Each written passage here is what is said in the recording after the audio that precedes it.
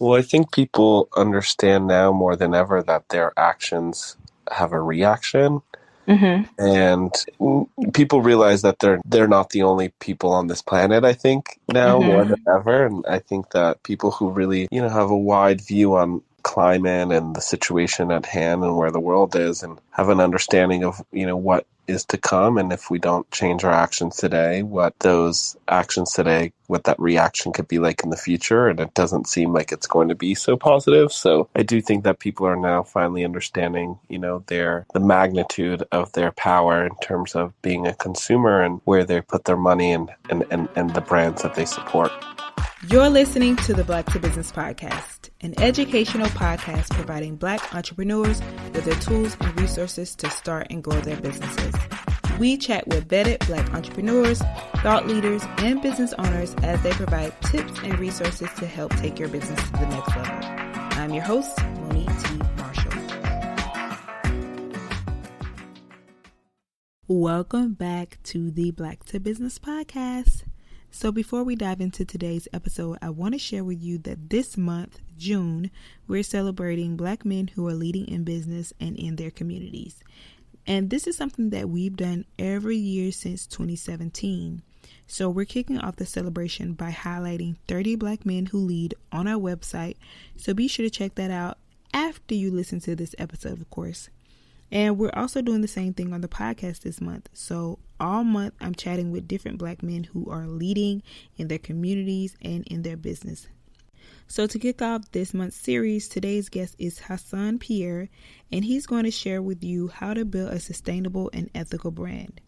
Hassan is the CEO and co-founder of MAISON DE Mode, a high-end global platform for sustainable fashion, connecting creators, curators, and consumers for a better tomorrow. During our conversation, Hassan shares why ethics and sustainability are so important to him and his passion for helping consumers make informed decisions. We're also diving into what it means to build a sustainable business and why it's important for business owners to think about ethical and sustainable practices. As a trailblazer in the fashion industry, Hassan shares his perspective on the future of fashion and the retail experience. So let's dive in. Hassan, welcome to the Black to Business Podcast. I am very excited about today's conversation, so welcome. Thank you for having me. I'm super excited as well. Of course. So I like to start by asking all of my guests if you could just share a little bit. I know we're going to dive deeper, but a little bit about you. What is it that you do in your business, and how did you get where you are today? Great. Well, I am Hassan Pierre. I am the co-founder and CEO of MAISON DE Mode, and we are a platform business.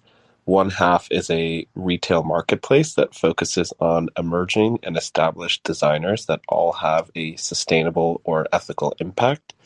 And the second half of our business is called Mode Communications, which is more B2B solutions, helping brands in the media, technology, fashion, culture, art, and talent as well, all authentically enter the conversation of sustainability through consulting and communications. Wonderful. And how was your journey to getting to where you are today? So just talk a little bit about your background and how you got to where you are. Yeah, I studied at Parsons School of Design in New York City, studying design and management. I left school and immediately started my career as a designer. I had a luxury sustainable collection called The Way It Should Be that I launched in 2009, which focused on upcycling couture fabrics. I did that for about 4 or 5 years and had gained quite a bit of recognition, both in the media and within the retail space. And that business actually led me to my current business. I had met my current business partner, who was an editor at the time, writing about my collection. We shared a same value and passion for sustainability and fashion, and realized that there was a gap in the industry at the time for a retailer that focused solely on sustainable fashion. And that's what led me to create my current business today. I love it. And I'm so excited about this conversation because I think it's a different kind of conversation what we normally have, but I also think it's important for business owners to really think about what some of the things that you're doing in the fashion industry in terms of making the consumer aware of their purchasing and their buying decisions when it comes to sustainable fashion, but also how with Mode Communications you're teaching brands and individuals how to be sustainable in their businesses. So I'm glad we're talking about all about fashion sustainability. So first, I want to dive into breaking it down. I like to always break it down so a fifth grader can understand the importance of sustainability in your own words. Like, what does it mean to build a sustainable business? Yeah, so what we do is we define sustainability in fashion as anything that has a social, environmental, or an economic impact that's greater than the aesthetic of the piece. Mm-hmm. And so that, in the simplest form, is how we define sustainable fashion. When it comes to defining a business or brand, we really like to use the term, ethics. There's definitely sustainable touch points that a brand can do, whether that's more on the back end, production, or even in your offices or retail spaces, etc. So identifying just goals and metrics that these brands have had is a great way to really sort of define what a sustainable company is as well. And so, why do you feel, Hassan, that it's important for business owners to think about sustainability and, as you talked about, like ethics? Because I think that there's this conversation of, people are not thinking about this. So, why do you think it's important for business owners to think about it? Well, I think that any brand that wants to continue to be in business in the next 10, 15, or Mm-hmm. 30 years needs to heavily consider ethical practices or sustainable practices within their business.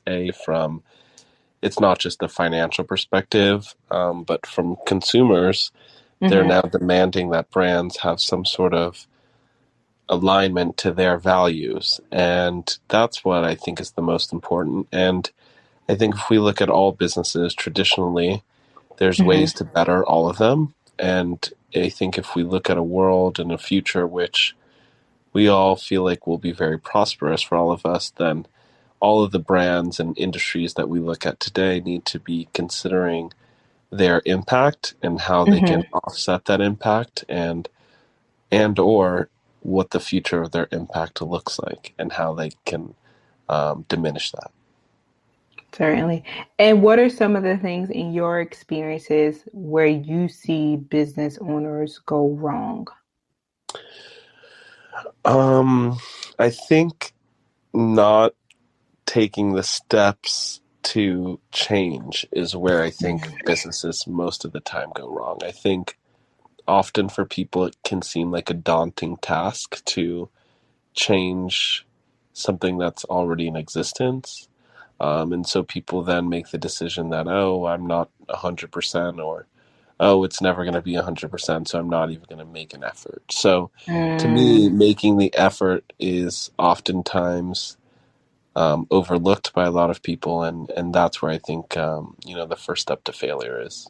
And what would you say would be some advice for those who are feeling like that? Because I know sometimes as small business owners, people may feel like it almost feels like they're running a rat race. And that's what we're trying to get people out of. When you're dealing with limited resources and things like that, so many things on your mind, like what would you say to someone who isn't prioritizing, maybe implementing these strategies or specific strategies or thinking, okay, this is something that's not important? Well, I think it goes case by case is what Mm-hmm. I'd say. I think it's really identifying, you know, each individual's values internally and what they value, for their business. And I think if you identify what that is, you'll find the roadblock that's sort of stopping that person to feeling the importance behind it. Okay. And so let's talk about what you are doing and how you all are solving the problem. So you mentioned some of the things, the two arms of the business. And one of the things when I was doing my research is I noticed that you were really passionate about helping consumers make those informed decisions, as you mentioned earlier, about their purchases. Why so? And then I think I'm asking this because in today's world, when I see fast fashion or I see like fast business models, people think of, overnight success and what'll be easier. Why was it important for you to think about, educating your consumer at the same time, but also going this route of, okay, we're going to do something different and not think about like fast fashion, even though it could, propel your business maybe? Yeah, I mean, ethics and sustainability are very personal to me, so it's very much Mm-hmm. part of my lifestyle. So when I embarked on my journey to starting my career initially as a designer and then within the retail space and consulting communications, I always felt tied to working in a space that had ethics married to it as well. I just Mm, never had a desire to create a for-profit business that didn't leave or didn't have some sort of positive impact. Just knowing that there are so many businesses out there that didn't consider the environment or the people um, within any of their decision making. And I just felt that that wasn't the type of business person that I wanted to be or the type of company that I wanted to create. and I ask because I know that also earlier you spoke about after college or you were able to, start your own business. What were those early days like for you starting your business? Like maybe some of the challenges that you had to overcome and just like getting your brand out there because you have a big brand. Yeah, I think, I mean, it's very different now, just given the Uh-huh. fact the word sustainability has gained so much popularity. But when Right. I started, especially as a designer, there were only a handful, and I think maybe four or five individuals that were leading with ethics as Mm, a part of their ethos, their brand ethos. And so, hmm.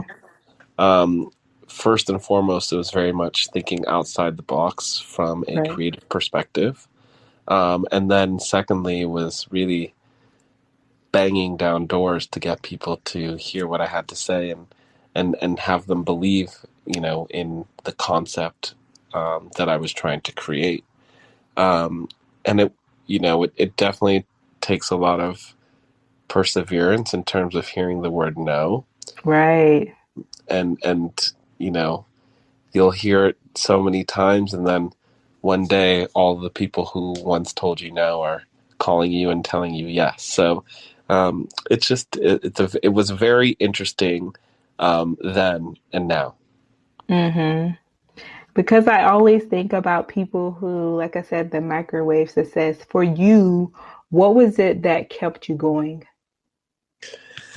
Well, for me, I think it was watching the evolution of the consumer. Mm, It wasn't just about selling clothes, right. because that's very much what I'm in the business of, is selling, jewelry and clothing, etc. But I wanted the consumer to buy better. And so for me, what kept me going was the fact that I would see more and more people become interested, Mm, in this concept and, raise questions and ask questions and, ask not just questions of what we were providing them, but ask questions of what their traditional retailers or brands were providing them, and seeing that effect, go beyond people just demanding or looking for new brands, but also going back to their traditional brands that they, would traditionally shop with, and seeing what values those brands aligned with. And so that giant shift that's happened, from when I started to today is probably the biggest driving force for me. hmm. And this raises another question, Hassan, because one of the things you speak about is this thing that it was something that you were passionate about. And I've always heard like there's this group of people that are very conscious shoppers And then there's this group that are not so much, and you're sometimes having to convert that person to believe what your brand stands for. For you, why was it important to consider, okay, you've built this brand and you're saying this is what we stand for, but in the process of this, why was it important for you to consider educating your consumers when they're buying from you or buying from brands? So, first and foremost, we always view ourselves as a luxury retailer. Mm-hmm. So aesthetics come first, and the second Mm, component is the fact that all of these items have this sustainable or ethical impact. So for us, it was less about, converting the individual for them to say, oh, this is better, buy this. right. We really led with the aesthetics. And so if we had a consumer that was coming to us slowly on the facts of ethics or looking for a sustainable item, that was great. Mm-hmm. But we did have a huge consumer base that bought strictly or only because of the aesthetic of the item, and then that would let them learn more about a different sustainable or ethical characteristic. And for us, I think the reason that we focus so much on education is because Mm-hmm. in order for the whole conversation or the whole idea to move forward, it can't just be siloed within our consumer base.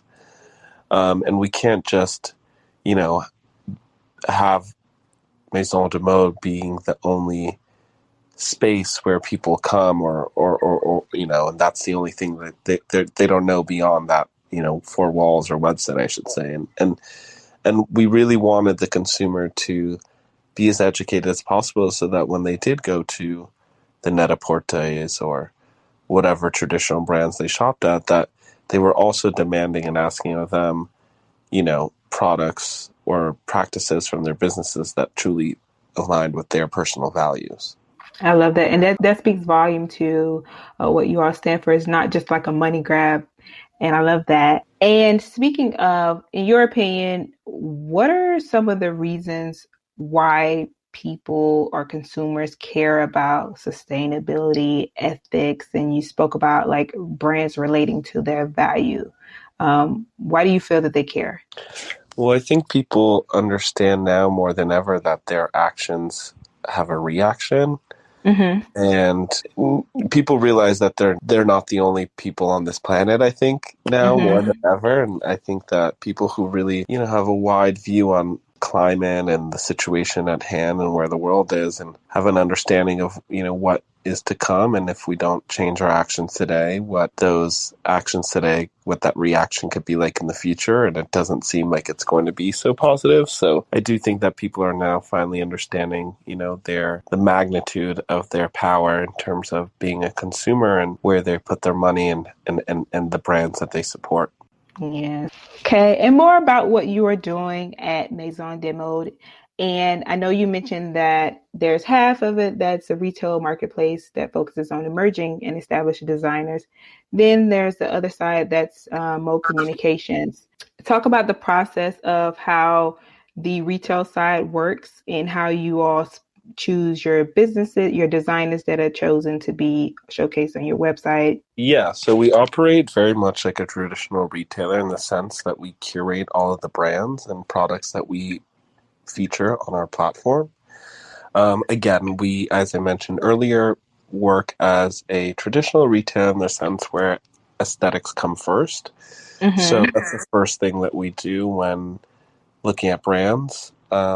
Now more than ever, brands really approach us, showing us their lines. And we also have my business partner, Amanda Hurst, who's our chief brand officer, who Mm-hmm. does quite a bit of searching and discovery of brands as well. But once we feel a brand's aesthetic is aligned with our vision, we then look into the ethics and sustainability behind it. And we've identified what we call our sustainability icons, where a Mm. brand needs to adhere to at least three of the icons that we've identified as sustainability characteristics in order to qualify to be on our platform. I love that. Okay. So what's the process for mode communications? Like what's the process for working with brands and some of the things that you do with those brands and individuals?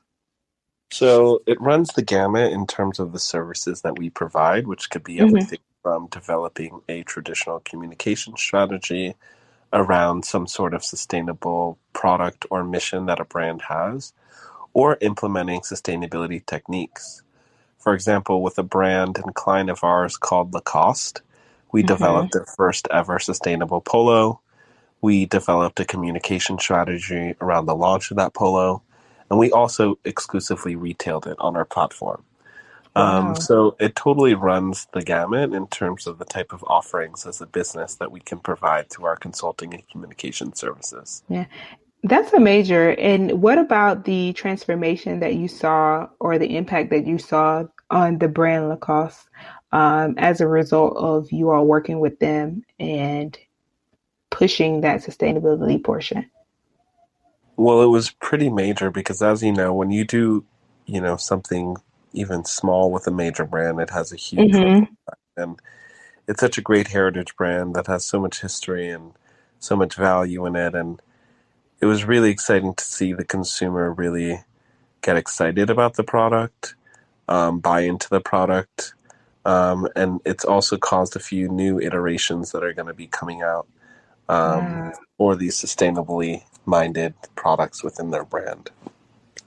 That's so good. I want to ask now, when did you all, how long have you been in business? So we launched in 2015. Okay. And I ask that because someone is listening, and as I mentioned earlier, the overnight success people are thinking about, or just the knowing that you're building a brand for longevity. Like, what would you say to someone who's in that space where they're feeling like things aren't happening as fast as they think they should? I would tell that person to find the overnight success story and show that person to me because that person doesn't exist. Mm, I think that everything that's successful and worthwhile and has value takes time. hmm. Uh, and there's a moment in time for a lot of success, and it just depends on how long you stick around to wait for that moment to come. Yeah. And there are tons of milestones in every business that one should value and look at as a success. And it's not just the end goal of either selling your business or making a certain revenue dollar amount that should be the definitive and only factor to defining what success looks like. Great advice. And Hassan, when did you feel like you've reached success? Like, what was that moment that you feel like, okay, this is it? Well, I still have not felt that yet. Really? I am still every day trying to You work with Lacoste. achieve. I know that's why I said that there are so many moments that are major achievements that should feel successful to you as Right. an entrepreneur and as a person. But I think we all have our end goal that we try and reach, and that's when we'll have that pivotal moment of okay, I've done it. Mm. So, what does the future look like for Maison de Mode? Well, the future looks very bright for us. I think that we'll Yeah. continue to gain market share and from the retail community and Hmm. watch consumers grow their fascination interest with sustainable fashion. It seems that our consulting and communications business continues to grow as well as more and more, Hmm. traditional businesses look to authentically enter the conversation around ethics and sustainability as well, which is very exciting to see that growth. So I think all in all, I think we're in a positive transformation when it comes to businesses valuing ethics and sustainability. Hmm. But I do still think there's work to be done from the consumer now. I think before people really looked at the brands as the problem, and now that the brands have sort of stepped up to the challenge, I think it's time for the consumer to really realize that they're equally as part as the problem, and what can the consumer do to lessen their impact now that the brands have taken those steps to do so themselves. Mm. And speaking of the future and consumers, I want to talk about how do you see consumer habits changing when it comes to supporting businesses that do value environmental sustainability and ethics, social ethics? So that's definitely grown. There's definitely been tremendous interest. You can see it across the board in terms Mm-hmm. of new brands that have come up or brands that have been taking this into account for some time. However, Mm-hmm. it's still quite shocking when you see a brand like Shein, you know, Mm-hmm. overtake, so many fashion brands, which means the consumer, as much as their interest in sustainability has grown tremendously, their behaviors in terms of buying into fast fashion haven't changed. They've almost accelerated at a faster rate than the interest for sustainability. So that's really interesting to see, and that's why it goes back to now it's time for the consumer to understand that they don't need to shop in the same context that they did before or truly support these brands and companies that really aren't adding any value to the world around us. Yeah. What are some tips? So, leaving our audience with some tips for getting like you and reaching the milestones that you've reached. What are some tips for building a sustainable brand? I think the first and foremost thing one should do is really figure out what sustainability or ethical value that aligns with their personal belief, Mm-hmm. then attaching that to the business around you. Or if there's something that you value, maybe that's not potentially in your life, but something that you want to see different, I think that's step one. Mm-hmm. Step two, I think, is being flexible and stable at the same time. Stable in your mission, but flexible in the way that you achieve that goal. I think Mm-hmm. is very important as well. And number three, I would say, is as crazy as your idea might sound, eventually one day that crazy idea might be the most normal idea in the end. So just always having that in the back of your mind as well is something that I think for a lot of people who look to innovate in industry of any sort is something that they should always keep in mind. Yes. And what role do you think what role does having an authentic message play in building a sustainable brand? I think it's probably the most important piece of the puzzle. I think now more than ever, the consumer is extremely, extremely well educated and well educated in authenticity. Mm-hmm. And people really know what's real and what's not real. So, especially in a space where ethics are a value that, one has to truly be authentic in how they portray themselves or their business, transparency, being extremely transparent in it, so that one can truly have a following of individuals who, respect what they do, but also buy into what they do, knowing that, they're walking the talk. If that's the, Mm-hmm. I think that's the term. Yes. Walking the talk.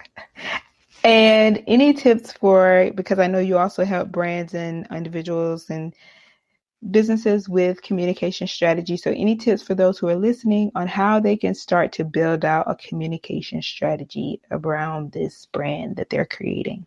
Yeah, I would say first step one is identify those media publications that you feel align most with the message that you're trying to get across, Mm-hmm. and really leveling them out from, top tier, mid tier, and low tier. And also thinking about all types of media, whether that be a podcast like we're on today, or Mm-hmm.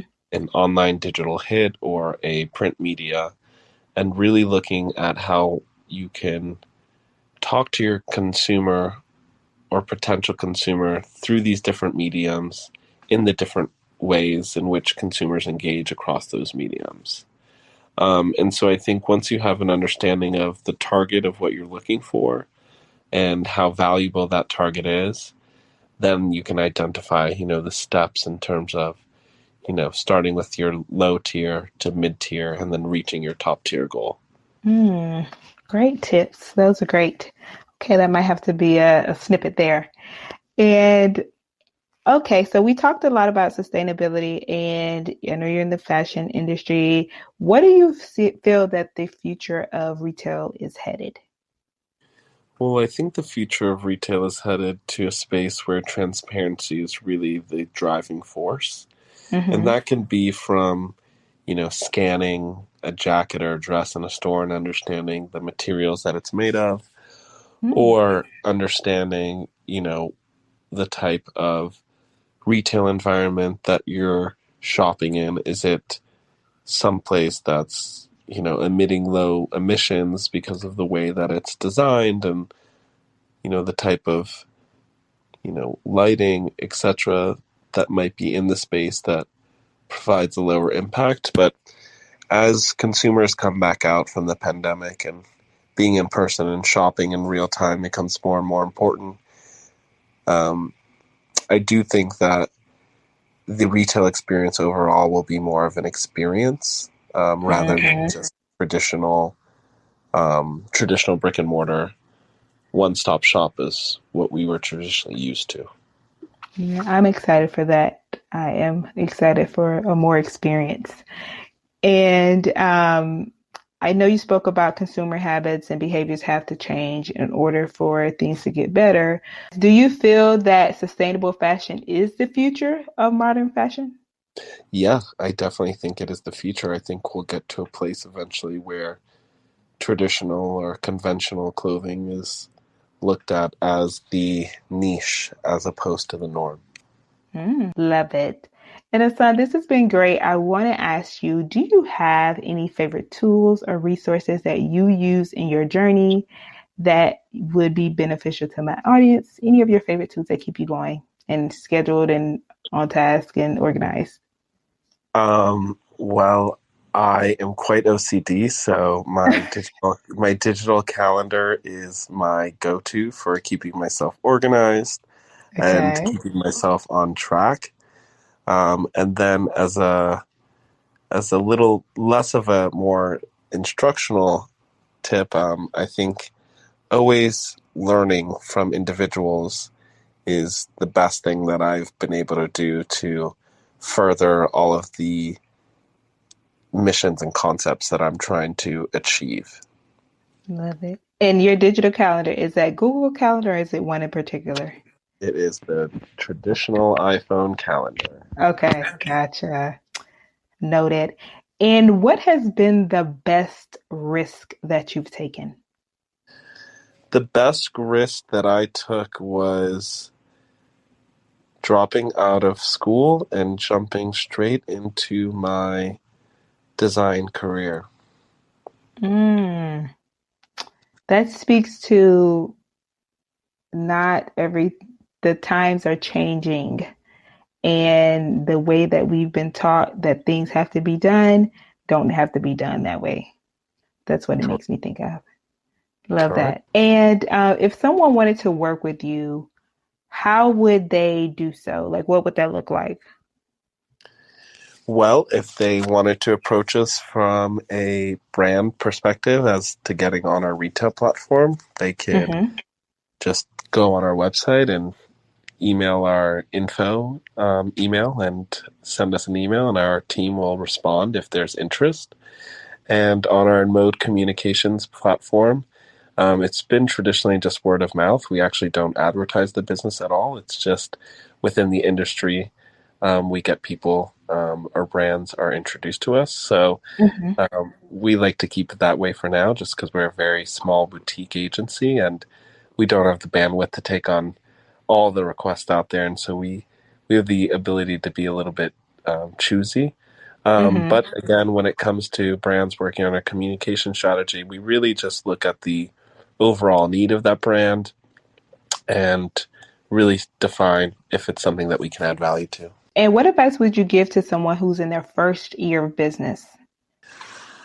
I would say it's year one, so don't think too much into it, and you've got a long way to go. Love that. And Hassan, what does it mean to you to be a Black man in business? Well, it means that you just have to always be one step better and one step ahead of all of your other counterparts. And it's definitely something that I value and, wear a badge of honor that, I can be a face for a community that's outside of traditional entertainment and sports. Mm-hmm. Love that. And Hassan, if someone wanted to connect with you, follow you, find you, and support you, please do share how they can do that. They can definitely find us on at MAISON DE MODE on Instagram. I use that as my number one source, so send me a DM there, and I can always get back to you. Love it. This has been so great. Thank you so much for being on the show, and thank you for all the work that you're doing. And like you said, being an example to people who are aspiring to be where you are, but also working to just work together. So thank you for everything you're doing in the community and in your space. Fantastic, and thank you so much for having me. If building a sustainable brand wasn't on your mind before, after this conversation, you definitely might want to rethink that. I love how Hassan shares so much about why consumers care about sustainability and ethics when they support a brand. And he even gave you tips on how you can build a sustainable brand. So find out more about Hassan at blacktobusiness.com/98. Chat with you next week, same time, same place.